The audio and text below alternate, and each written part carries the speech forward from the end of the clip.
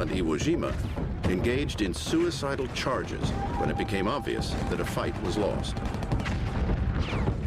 Other symbols of samurai influence also emerged.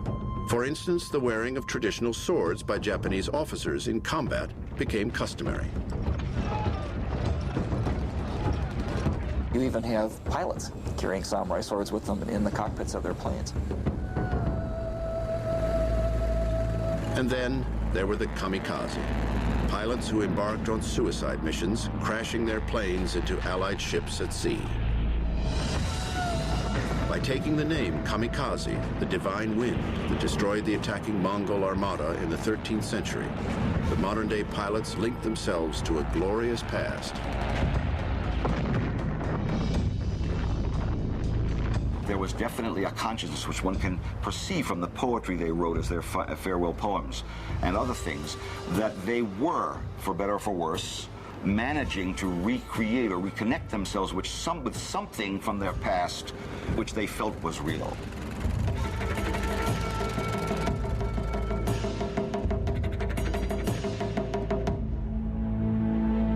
Following the Japanese defeat in 1945, however, open displays of pride in the samurai past and the way of the warrior submerged for a number of years.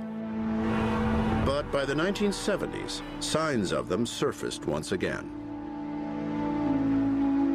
In an extreme case, renowned Japanese author Yukio Mishima, known for his fervent nationalism and resentment of the U.S. authored Japanese Constitution, staged a mini-insurrection at the headquarters of the Japanese Self-Defense Forces. Mishima had spent his life glorifying the samurai past and had been heavily influenced by works of warrior philosophy, such as the classic Hagakure. He had also become obsessed with the idea of committing seppuku, or harakiri. On November 25, 1970, the famous author, along with a group of followers, entered the Self-Defense Forces compound on false pretenses. Mishima then ordered his men to seize and restrain the commandant. He said, please assemble the 900 fellows on the base here. I need to talk to them. And he stepped out on the balcony and delivered himself a beautifully written manifesto while helicopters and the press swirled around him overhead. Mishima asked the gathered soldiers to rise up with him in the name of the emperor and help him restore Japan to its former military glory. He knew full well, in my opinion, that that would never happen. But he wanted, in my view, the death which this allowed him to die. When the soldiers booed him, Mishima cut his speech short and withdrew back into the headquarters. Then, with help from two of his closest aides, he carried out the ancient method of warrior suicide he had romanticized since childhood. In front of the horrified commandant, he opened his belly and was then beheaded by his second-in-command, a young man who is now also venerated by the Japanese right, who then also committed harakiri himself and was beheaded by a third of these fellows.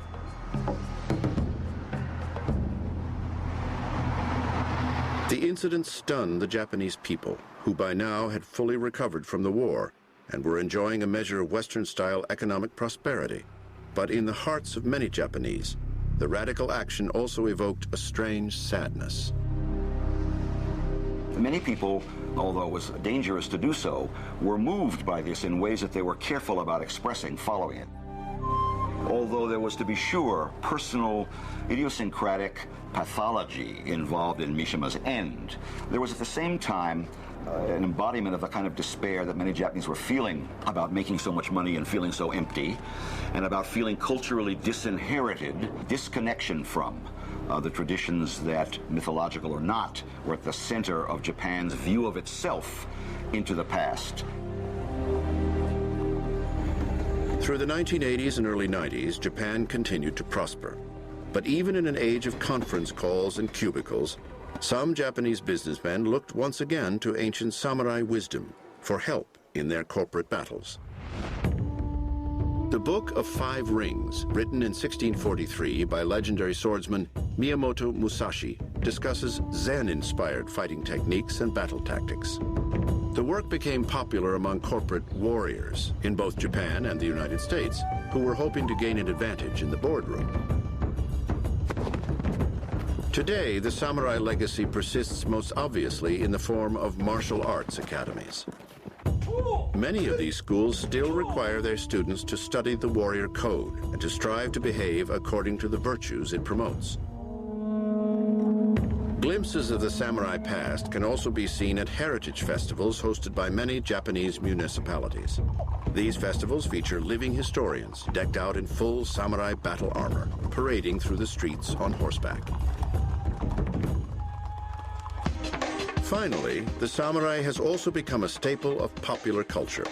Samurai themes continue to hold fascination for filmmakers and video game creators. Even though the samurai as a class no longer exists, interest in them, interest in the martial arts, even if you look at Star Wars with the lightsabers, you know, I mean, it's something which I almost think is still alive.